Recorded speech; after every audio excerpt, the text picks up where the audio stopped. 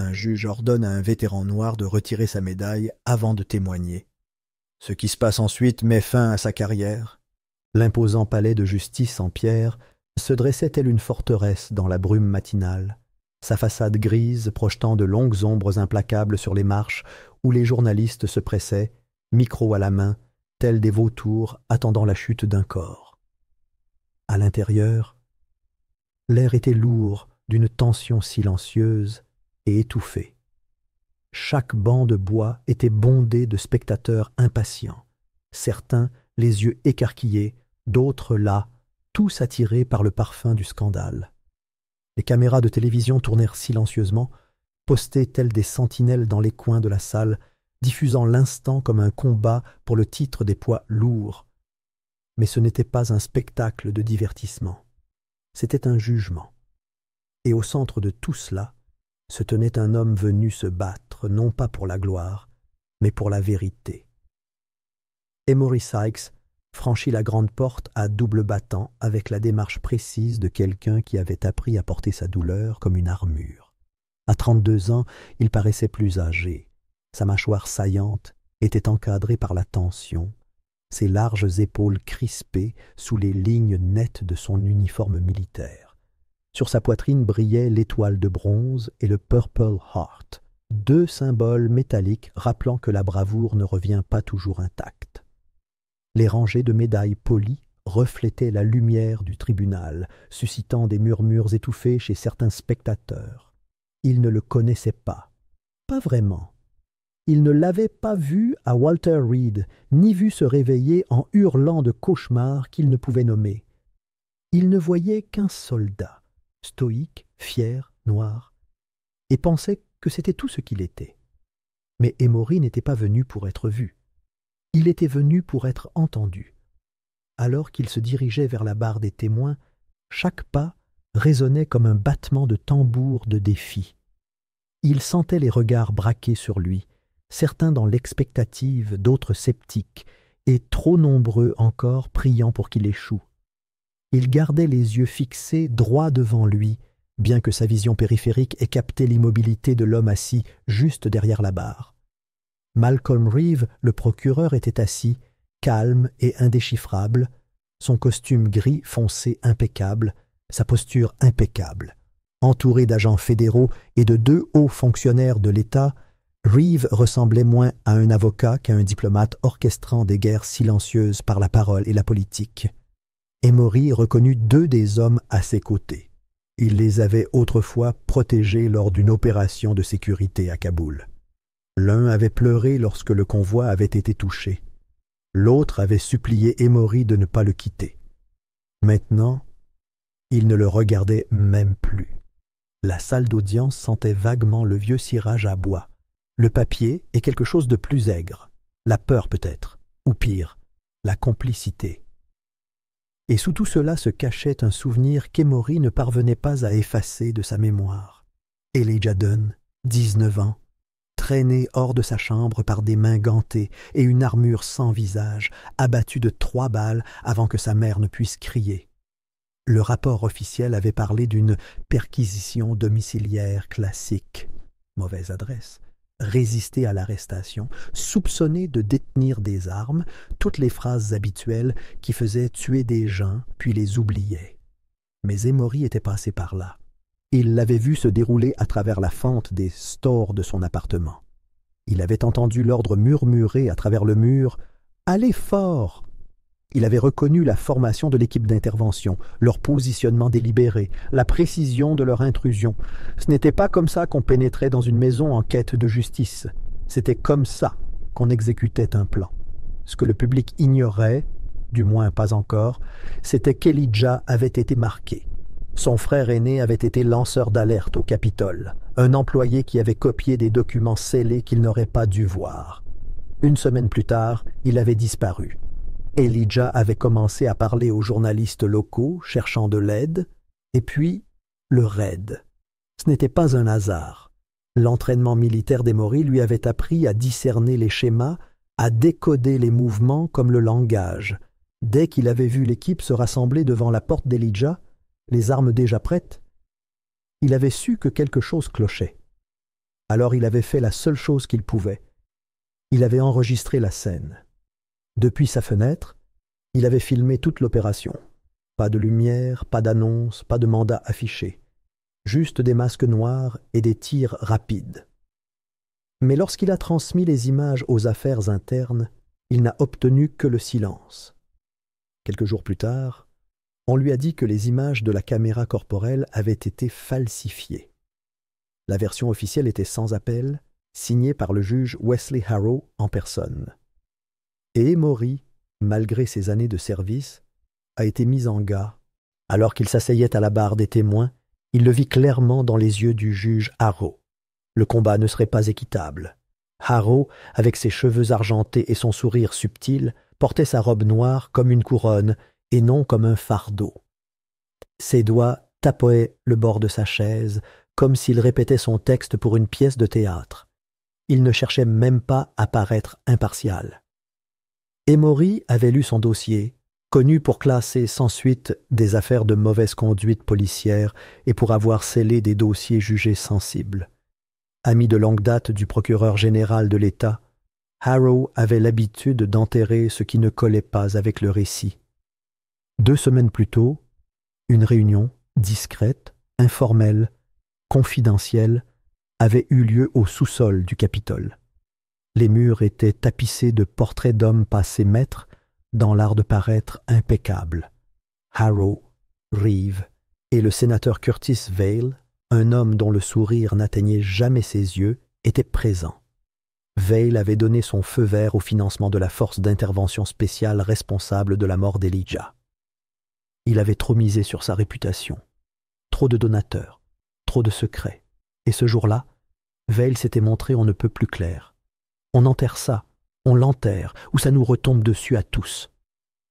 Harrow n'avait pas objecté, Reeve n'avait pas sourcillé. Et lorsque le nom d'Emory avait été évoqué comme une menace potentielle, Vail avait simplement demandé « A-t-il toujours les images ?» Oui, Emory les avait toujours. Pas seulement l'enregistrement du raid, mais aussi la sauvegarde audio de son appartement et les fichiers cryptés avec des métadonnées horodatées. Il les avait stockés sur 3 disques durs distincts, sous des comptes anonymes, avec une sauvegarde physique conservée dans un casier auquel lui seul avait accès. Mais les preuves ne suffisaient pas dans cette salle d'audience. Ici, la vérité devait se frayer un chemin à travers des couches de déni, de partialité et de pression politique. Emory l'avait déjà vu, dans des pays déchirés par la corruption. Il n'aurait jamais pensé le voir ici, dans le pays qu'il défendait. L'huissier annonça le début des débats, sa voix résonnant dans le silence de la salle d'audience. Le juge Harrow se pencha en avant, joignant les mains comme s'il s'apprêtait à bénir une cérémonie. Emory sentit une pointe de nausée lui monter à la gorge, mais il la réprima. Il avait passé des années à apprendre à rester immobile quand le monde tremblait autour de lui. Il n'avait plus peur de ces hommes, plus maintenant. Il avait peur de ce qui arriverait s'il restait silencieux. Dehors, le ciel s'assombrissait légèrement, tandis que les nuages s'amoncelaient. De la pluie était annoncée, mais elle semblait symbolique. Dans la salle d'audience, Emory était figé comme une tempête prête à éclater. Il sentait la clé USB dans sa poche, non pas l'original, mais une copie, suffisamment pour déclencher une réaction en chaîne si les choses tournaient mal. Il avait des plans B. Il avait déjà envoyé des copies à 2 journalistes et à un avocat des droits civiques qui lui devait une faveur. S'il lui arrivait quelque chose, la vérité ne s'éteindrait pas. Mais cela ne signifiait pas que ce serait facile. Reeve tenterait de saper sa crédibilité, en utilisant ses états de service, en soulignant son diagnostic de SSPT, en présentant son témoignage comme le fruit d'un esprit perturbé. Harrow trancherait avec une fermeté délibérée, permettant à Reeve de repousser les limites tout en freinant les réponses d'Emory. Et les agents? Ils n'étaient pas là pour protéger le public. Ils étaient là pour protéger une image, une chaîne de commandement fondée sur le silence. Emory ajusta sa posture, scrutant à nouveau la salle. Il aperçut la mère d'Elijah au dernier rang, le visage impassible, mais les mains si serrées que ses jointures étaient blanches. À côté d'elle, un jeune garçon, le cousin d'Elijah peut-être, agrippait le bord du banc, les yeux rivés sur Emory, comme s'il était la dernière personne dans la salle capable de remettre les choses en ordre. Emory laissa ce regard l'ancrer. Il ne s'agissait plus de politique, il ne s'agissait même plus de vengeance, il s'agissait de justice pour un garçon mort en hurlant et une mère qui n'avait jamais pu lui dire au revoir. Il s'agissait de chaque voisin qui avait jeté un coup d'œil à travers leur store sans rien faire. Des vétérans rentrés chez eux pour découvrir que leur combat n'était pas terminé. Il s'agissait de la vérité et de savoir si une seule voix pouvait encore percer un système conçu pour l'étouffer. Le juge s'éclaircit la gorge. Les caméras se turent. Emory soutint le regard de Reeve et prononça les premiers mots de son témoignage. Et quelque part dans ce silence, un jugement commença. Le contre-interrogatoire commença, mais Emory n'avait même pas encore témoigné. L'accusation attaqua la première, non pas avec des questions, mais avec un sabotage procédural déguisé en protocole. Les objections s'accumulaient comme des barrières sur un champ de bataille, chacune calculée pour retarder et épuiser. Le procureur principal, un homme au regard d'acier, au casier judiciaire impeccable et sans la moindre conscience, semblait moins intéressé par la vérité que par le timing. Chaque requête déposée était un écran de fumée, chaque pause une tentative tactique de retarder l'inévitable.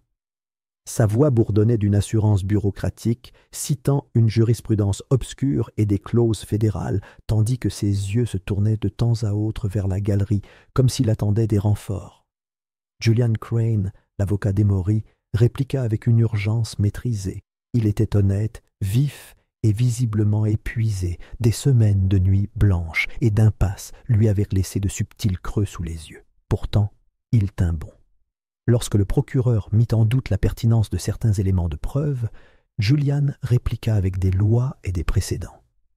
Lorsque le juge soutint une nouvelle objection juridiquement peu sensée, Julian prit un instant, ferma brièvement les yeux, comme s'il se demandait s'il devait la contester ou tenir bon pour la prochaine attaque. Ses mains, autrefois fermes et expressives, tremblaient maintenant légèrement en feuilletant des bloc-notes. Le bilan du procès se lisait dans chaque soupir, chaque mâchoire crispée. La salle d'audience elle-même était tendue, saturée de non-dits. Les spectateurs se penchaient en avant sans s'en rendre compte, leurs yeux naviguant entre la table de la défense et le banc du juge à la recherche de fissures, de révélations. Chaque pause dans les débats s'éternisait insupportablement. L'air transportait une étrange odeur de bois poli, de café brûlé et d'une terreur sourde. Les huissiers restaient immobiles, tels des gardiens de musée, tandis que le jury gardait une expression indéchiffrable, sommé de ne pas réagir. Mais les réactions transparaissaient, lèvres pincées, changements occasionnels de posture, brefs regards à la mention de certains noms. Sous la surface du langage juridique et du décorum, quelque chose de brut s'éveillait. Pendant une brève pause, Emory était assis seul dans le couloir, le dos contre le mur de pierre froid, les jambes repliées. Des voix étouffées résonnaient dans le couloir. Les avocats débriefaient, les talons claquaient, les distributeurs bourdonnaient, les gardes discutaient nonchalamment. Mais Emory le remarqua à peine. Son attention était concentrée sur la clé USB cryptée qu'il tenait au creux de sa main. Son boîtier noir, mat, était petit, presque oubliable, mais son contenu pesait comme un secret prêt à exploser. Il la brancha sur son ordinateur portable usé, fourni par le gouvernement, et appuya sur lecture. L'image était là, des images granuleuses et horodatées, filmées par une caméra à détection de mouvement qu'Elijah avait dissimulée sous le plancher de son salon. La vidéo commençait par la porte d'entrée qui s'ouvrait brusquement. Des agents, le visage caché derrière des cagoules, se ruèrent dans la pièce avec une agressivité maîtrisée. Pas de mandat, pas de coups frappés, juste la force brute. Des lampes torches traversèrent la pièce comme des faisceaux d'interrogatoire. Un agent sortit un petit sac plastique de la poche de son gilet et le glissa nonchalamment derrière un coussin du canapé. Un autre ouvrit un tiroir, ne trouva rien, puis aboya. « On va s'assurer qu'il y a quelque chose ici. » Emory plissa les yeux en entendant la voix. Elle lui était familière. Puis les dernières secondes de l'enregistrement. Une bagarre.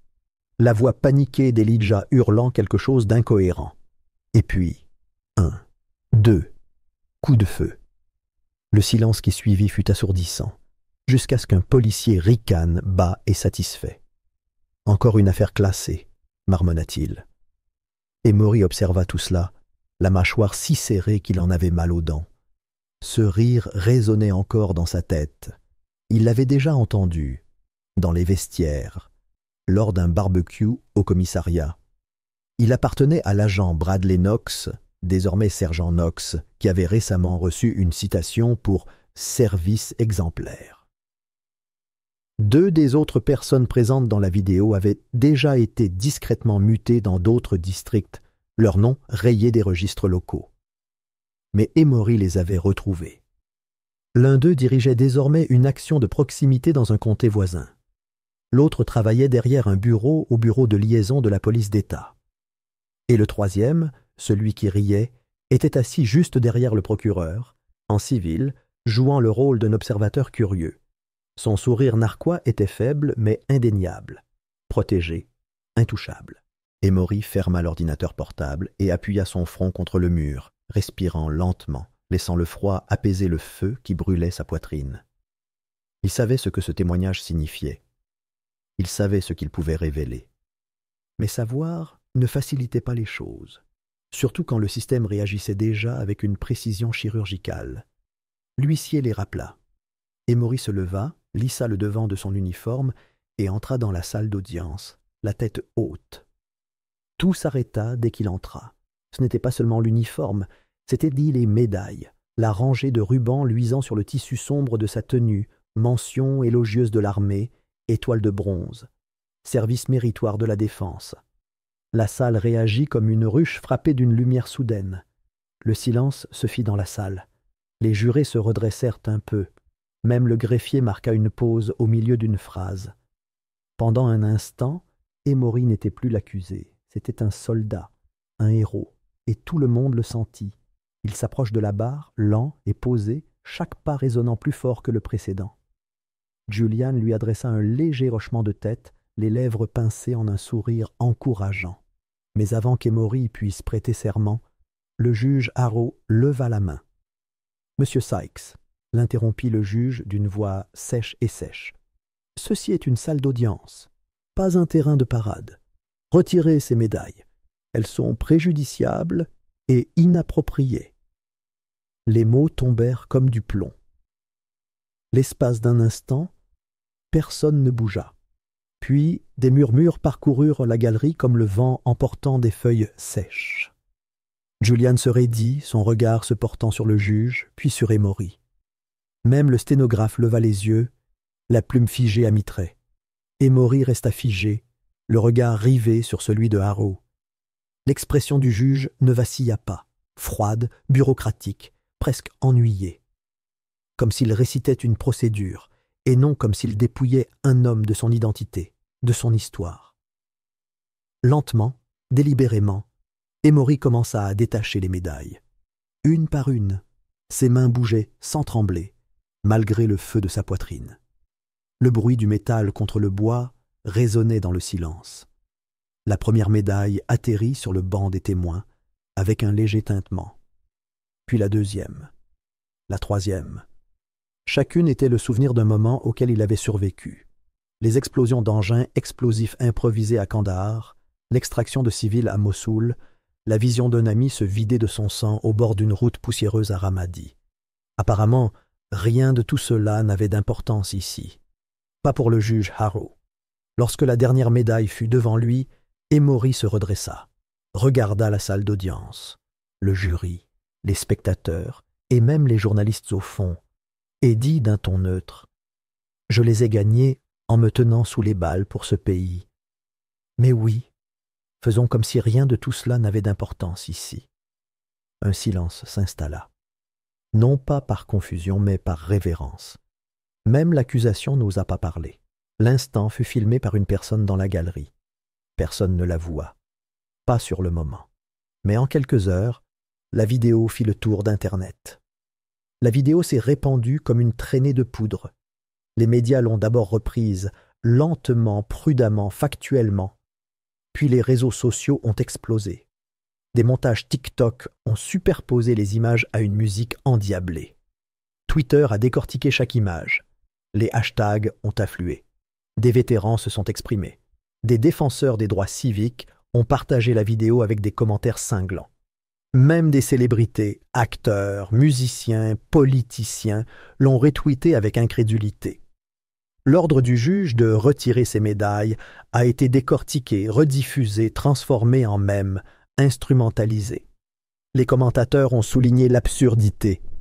Comment un homme pouvait être prié d'effacer ses états de service alors qu'il témoignait dans une salle d'audience censée être consacrée à la justice?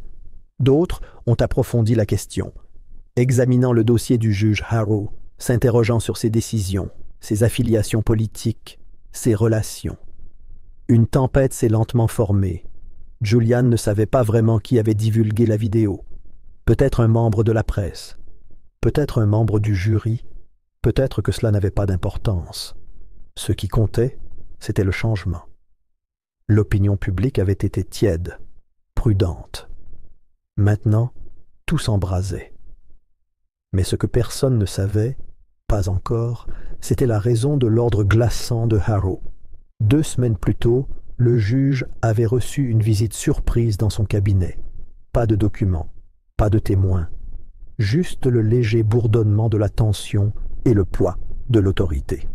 Le directeur adjoint du FBI, Roy Murtaugh, se tenait dans le bureau de Harrow avec un dossier qu'il n'avait jamais ouvert. Son message était discret, mais sans équivoque. Le témoignage d'Emory relierait l'opération policière ratée à une initiative. Si Emory témoignait, et si son uniforme suscitait la sympathie, le jury pourrait bien l'écouter. S'il le croyait, le château de cartes s'effondrerait. Et trop de personnes influentes avaient bâti leur carrière sur sa fragile structure. Alors, Harrow obéit. Il allège l'uniforme de son poids. Il neutralise le récit avant qu'il ne puisse éclore. Mais hors de la salle d'audience, quelque chose d'autre avait commencé, et ni le juge, ni l'accusation, ni le sénateur Vail ne pouvaient faire taire la sonnerie qui résonnait désormais à travers le pays. La salle d'audience avait changé. L'atmosphère à l'intérieur n'était plus seulement tendue, elle était électrique, frémissante d'une sorte d'impatience inquiète qu'il était impossible d'ignorer. Les journalistes, autrefois rares et peu intéressés, remplissaient désormais la galerie d'un mur à l'autre. Leurs caméras, bien que techniquement éteintes pendant les débats, semblaient prêtes à bondir sur le moindre faux pas, le moindre signal de scandale. Les médias nationaux étaient arrivés, les présentateurs de MSNBC, les journalistes du Washington Post en effervescence. Même un podcasteur connu, dont les révélations avaient fait tomber 2 chefs de police, était désormais assis dans la tribune, tapant des notes sur son téléphone avec une urgence clinique. Le public, autrefois indifférent à une affaire enfouie sous le jargon juridique et le brouillard bureaucratique, se penchait désormais vers l'avant avec une concentration accrue. Il ne se contentait pas d'observer, il jugeait. Le sénateur Vail le savait. L'illusion de distance s'était évaporée. Son nom, autrefois protégé par des couches de bureaucratie et de personnes en charge, commençait à résonner là où il n'avait jamais résonné auparavant. Parmi les parents en colère, les lanceurs d'alerte en ligne, les vétérans désillusionnés et les électeurs discrètement furieux. Sa voix, habituellement douce et détachée lors des apparitions publiques, résonnait désormais dans un téléphone prépayé, l'urgence remplaçant le calcul. Les réunions à huis clos se transformaient en échanges de paroles. Les menaces ricochèrent sur les murs comme des frelons piégés. Il ne demandait plus de nouvelles. Il les exigeait. Les appels étaient brefs, les messages impitoyables. Si Emory parle ouvertement du projet Blue Wave, vos dons de campagne s'évaporeront, et je ferai en sorte que votre pension disparaisse avec. L'avertissement n'était pas rhétorique. C'était une promesse affermie par des décennies de pouvoir, prononcée par un homme qui avait survécu à trop de scandales pour croire qu'il ne pourrait pas en survivre à un de plus. Le procureur Reeve avait déjà entendu ces mots, mais jamais comme ça. Pas avec une telle force. un tel désespoir? Il n'avait pas beaucoup dormi. Les yeux rouges, la mâchoire mal rasée, la chemise toujours à moitié froissée. L'illusion du contrôle s'estompait rapidement. Reeve avait bâti sa carrière sur des victoires publiques calculées et des accords secrets et non sur des tempêtes de feu. Mais ce n'était plus une simple affaire. Cela devenait quelque chose de plus grand, de plus sombre, de plus explosif. Chaque matin, il relisait sa boîte mail en espérant que l'affaire se dégonflerait du jour au lendemain. Au lieu de cela, elle prenait de l'ampleur, une fuite par-ci, un nom par-là.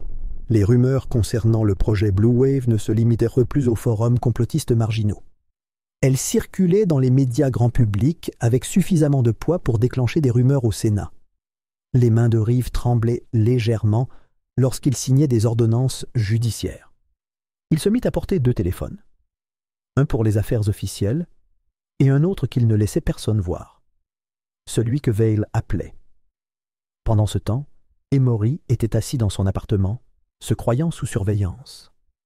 Une voiture de patrouille dehors, un nom dans un registre, 2 prétendus marshals affectés à son unité. Ce qu'il ignorait et ne pouvait pas savoir, c'est que les noms sur ces badges n'avaient jamais existé dans aucune base de données. Cette nuit-là, le cambriolage s'est produit sans prévenir. Une serrure crochetée, pas un coup de pied. Aucune alarme. Aucun voisin ne bougea. La lumière du salon vacilla une fois avant de s'éteindre. Des pas glissaient silencieusement sur le carrelage. Quand Emory revint quelques minutes plus tard après avoir sorti les poubelles, la porte était légèrement entr'ouverte. Et son ordinateur portable était toujours là, encore chaud, toujours ouvert. Mais la clé USB, sa bouée de sauvetage, son levier, avait disparu. Sauf qu'elle n'était pas là, pas vraiment, car Emory savait que ce jour pourrait arriver. Il le savait depuis le moment où il avait vu les images sur l'ordinateur portable de Julian, la première fois qu'il les avait regardées ensemble dans un silence stupéfait. La première fois où ils avaient entendu les cris d'Elijah résonner à travers les images granuleuses de la vision nocturne, suivi des ordres aboyés d'un officier masqué dont la voix correspondait à un nom désormais haut placé dans la chaîne de commandement. La première fois qu'Emory avait compris qu'il ne s'agissait pas seulement d'une mort injustifiée ou d'un raid clandestin. Il s'agissait d'un mensonge assez gros pour étouffer une nation. Il en avait fait des copies. 3. L'une était cachée derrière un faux panneau sur le tableau de bord du camion de Julian.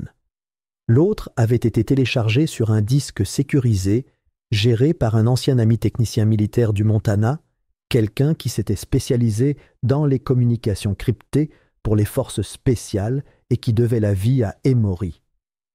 Et la troisième avait été envoyée, des semaines auparavant, à un homme que le monde avait largement oublié, Derek Monroe. Derek était un nom auquel personne ne faisait plus confiance. Plus depuis son dernier gros reportage qui accusait un gouverneur d'avoir envoyé des détenus dans des camps de travail privés sous couvert de réinsertion. L'histoire avait été enterrée. La source s'était rétractée sous la pression. Derek avait tout perdu. Lorsqu'Emory le contacta, Monroe travaillait en freelance dans un appartement miteux, alimenté par la caféine et la rancune. Mais Emory ne l'avait pas choisi pour son statut. Il l'avait choisi parce que Monroe y croyait encore, se battait encore, et, surtout, savait encore comment rendre une histoire virale. Les flashbacks commencèrent à se brouiller dans le présent tandis qu'Emory restait éveillé cette nuit-là, le regard perdu dans les ombres. 2 semaines plus tôt, il s'était rendu au garage de Julian après minuit, avec les images enfermées dans une vieille bouteille thermos. Il se souvenait de la façon dont Julian fixait l'écran, puis lui, puis de nouveau, les lèvres entr'ouvertes d'incrédulité. Julian, qui avait servi dans la même unité qu'Emory et avait perdu un frère lors d'une opération secrète, ne broncha pas à la fin des images du raid. « Vous comprenez que ça ne va pas seulement couler l'équipe de raid, » avait-il dit d'un ton neutre, la voix dénuée de toute crainte. « Ça brûle la moitié du Capitole. »« Alors laissez-le brûler, » avait répondu Emory sans hésitation. Car à ce moment-là, il avait déjà accepté le prix à payer. Le lendemain matin, Emory retourna au tribunal. Fini l'uniforme impeccable, chargé de médailles et d'insignes. Il portait le même uniforme, certes, mais dépouillé, sans ornement, honnête dans sa simplicité, sans fioritures, sans mensonges. Il avait l'air de ce qu'il était, un homme qui avait autrefois cru au système et qui maintenant se tenait prêt à le démanteler. Le juge Harrow plissa les yeux à l'entrée d'Emory. Le juge l'avait mis en garde contre la démagogie. Il avait ordonné au tribunal de faire respecter les convenances. Il avait même menacé de sanctions pour outrage au tribunal si Emory osait utiliser la salle d'audience comme tribune. Le sourire narquois sur le visage d'Harrow suggérait qu'il pensait avoir gagné. Mais lorsqu'Emory entra dans le box des témoins, son regard se porta vers la galerie et se posa sur Derrick Monroe. Le journaliste était assis tranquillement au dernier rang, affalé comme un simple pigiste fatigué, le revers de son appareil photo clignotant en rouge avec une défiance discrète. Il fit un signe de tête discret. C'était suffisant. Emory ajusta le micro. Sa voix, lorsqu'elle se fit entendre, était calme, maîtrisée. Mais chaque mot fit l'effet d'un marteau. Il ne commença pas par des dates ou des lois, mais par Elijah, par la raison pour laquelle tout cela comptait. « Je n'étais pas censé vivre à côté d'Elijah, » dit-il au tribunal, son regard errant sur le jury. « J'étais censé être sur une base à l'étranger, mais je suis rentré tôt, en permission, et j'ai vu ce que je n'étais pas censé voir. » Il dévoila l'histoire avec une clarté brutale. Le raid, la mauvaise adresse, les cris, le silence après les coups de feu. Il décrivit l'officier qui avait ordonné l'intrusion, puis celui qui avait trafiqué la caméra piéton. Il détailla la chaîne de commandement, le faux rapport d'incident, l'enquête interne qui n'a jamais eu lieu. Nom, heure, date. Puis il se tourna vers le monstre caché à la vue de tous. Le projet Blue Wave. Un programme conçu officiellement pour prévenir les menaces terroristes intérieures dans les zones à haut risque. Mais les images et les notes internes racontaient une autre histoire. Blue Wave ne se contentait pas de surveiller des suspects. Il s'était étendu à des quartiers entiers, ciblant des familles dont le casier judiciaire était scellé, d'anciens militants et toute personne J. Et l'application des peines? Elle avait été confiée à des unités spécialisées de la National Task Enforcement Initiative, une force d'intervention commodément exemptée de toute surveillance publique standard. La même force d'intervention qui avait tué Elijah. La salle d'audience, déjà tendue, menaçait d'exploser. La galerie bourdonnait. Les journalistes tâtonnaient avec leur téléphone. Une femme pleurait ouvertement. Un autre juré se couvrit la bouche, pâle et abasourdi. Le juge Harrow frappa du marteau, appela à l'ordre, mais sa voix fut étouffée par le chaos.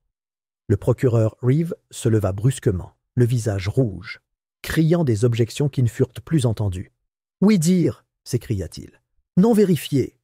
Votre honneur, ceci viole !» Mais il était trop tard, car les images avaient déjà été envoyées, vers des serveurs cryptés, vers des sauvegardes dans le cloud, vers la plateforme de diffusion en direct de Derrick Monroe qui avait commencé à tourner dès qu'Emory avait pris la parole. La lumière rouge clignotante de sa caméra-cravate ne se contentait pas d'enregistrer, elle transmettait.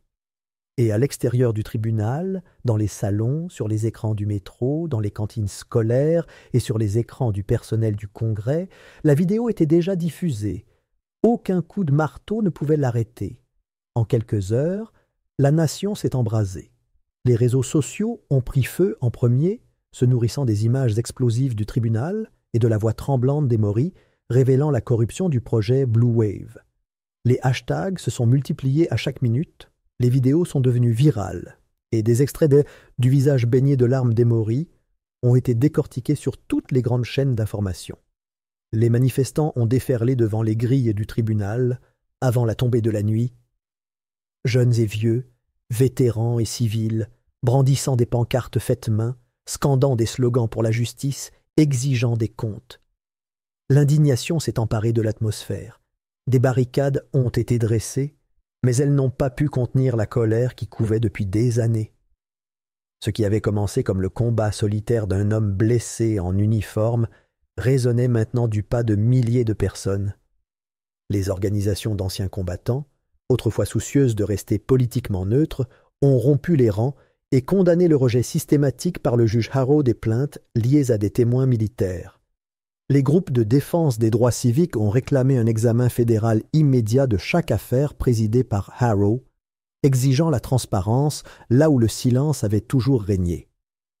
Les journalistes locaux ont résisté et les médias nationaux ont suivi. L'écheveau complexe du projet Blue Wave a commencé à se défaire lorsque les journalistes ont découvert un schéma inquiétant. Des descentes policières clandestines dans des quartiers minoritaires qui se sont soldées par des taches de sang et des cercueils fermés, des dossiers scellés par des ordonnances judiciaires portant les mêmes signatures, Harrow et le sénateur Vail.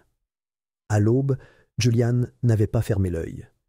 Il arpentait la salle de conférence du tribunal, la mâchoire serrée, le souffle court. À l'intérieur, le procureur Reeve a lancé une dernière action désespérée.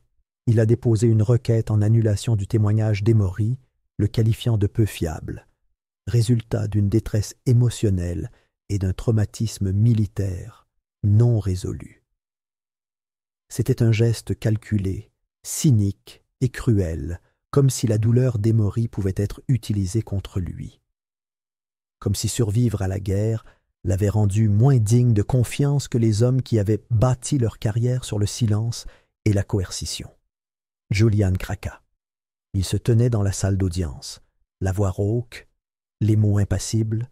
Ce n'était pas un traumatisme qui obscurcissait l'esprit d'Emory, c'était une clarté, le genre de clarté que ce tribunal n'avait jamais eu le courage d'affronter. Ce n'étaient pas des hallucinations ou de faux souvenirs. C'étaient des faits, enfouis, réprimés, payés par des familles brisées et des dossiers clos. Et maintenant, ils étaient mis au jour. La requête resta en suspens indécise, tandis que le tribunal sombrait dans le chaos. Puis vint la rupture suivante. Une fuite anonyme inonda Internet de milliers de fichiers classifiés, communications internes, notes cryptées, relevés de paiement. Tous remontaient à un seul et même noyau purulent. Un nom revenait sans cesse, Wesley Harrow, mentionné non pas comme juge, mais comme bénéficiaire.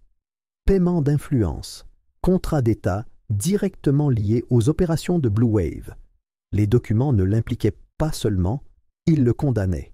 Emory ferma l'ordinateur portable et appuya son front contre le mur, respirant lentement, laissant le froid apaiser le feu qui brûlait sa poitrine. Il savait ce que ce témoignage signifiait. Il savait ce qu'il pouvait révéler. Mais savoir ne facilitait pas les choses, surtout quand le système réagissait déjà avec une précision chirurgicale. L'huissier les rappela. Emory se leva, lissa le devant de son uniforme et entra dans la salle d'audience, la tête haute. Tout s'arrêta dès qu'il entra. Ce n'était pas seulement l'uniforme, c'étaient dit les médailles, la rangée de rubans luisant sur le tissu sombre de sa tenue, mention élogieuse de l'armée, étoile de bronze, service méritoire de la défense. La salle réagit comme une ruche frappée d'une lumière soudaine. Le silence se fit dans la salle. Les jurés se redressèrent un peu. Même le greffier marqua une pause au milieu d'une phrase. Pendant un instant, Emory n'était plus l'accusé. C'était un soldat, un héros, et tout le monde le sentit. Il s'approche de la barre, lent et posé, chaque pas résonnant plus fort que le précédent. Julian lui adressa un léger hochement de tête, les lèvres pincées en un sourire encourageant. Mais avant qu'Emory puisse prêter serment, le juge Harrow leva la main. « Monsieur Sykes », l'interrompit le juge d'une voix sèche et sèche. « Ceci est une salle d'audience, pas un terrain de parade. Retirez ces médailles. Elles sont préjudiciables et inappropriées. » Les mots tombèrent comme du plomb. L'espace d'un instant, personne ne bougea. Puis des murmures parcoururent la galerie comme le vent emportant des feuilles sèches. Julian se raidit, son regard se portant sur le juge, puis sur Emory. Même le sténographe leva les yeux, la plume figée à mi-trait. Emory resta figé, le regard rivé sur celui de Harrow. L'expression du juge ne vacilla pas, froide, bureaucratique, presque ennuyée. Comme s'il récitait une procédure, et non comme s'il dépouillait un homme de son identité, de son histoire. Lentement, délibérément, Emory commença à détacher les médailles. Une par une, ses mains bougeaient sans trembler, malgré le feu de sa poitrine. Le bruit du métal contre le bois résonnait dans le silence. La première médaille atterrit sur le banc des témoins, avec un léger tintement. Puis la deuxième, la troisième. Chacune était le souvenir d'un moment auquel il avait survécu. Les explosions d'engins explosifs improvisés à Kandahar, l'extraction de civils à Mossoul, la vision d'un ami se vider de son sang au bord d'une route poussiéreuse à Ramadi. Apparemment, rien de tout cela n'avait d'importance ici. Pas pour le juge Harrow. Lorsque la dernière médaille fut devant lui, Emory se redressa, regarda la salle d'audience, le jury, les spectateurs et même les journalistes au fond, et dit d'un ton neutre « Je les ai gagnés en me tenant sous les balles pour ce pays.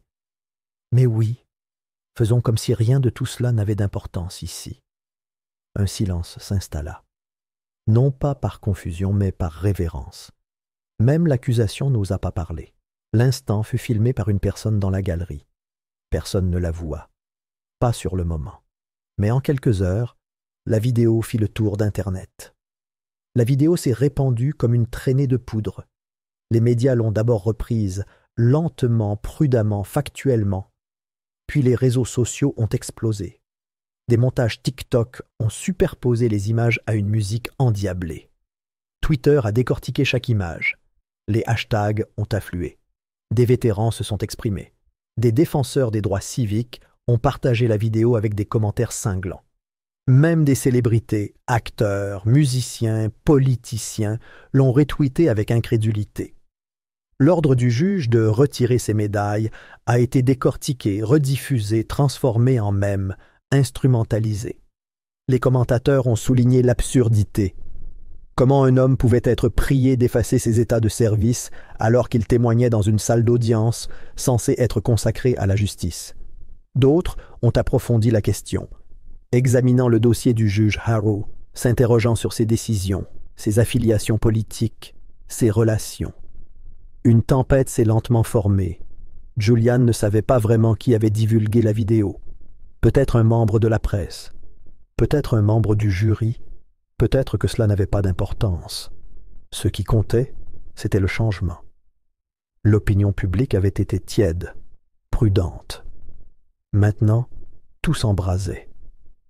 Mais ce que personne ne savait, pas encore, c'était la raison de l'ordre glaçant de Harrow.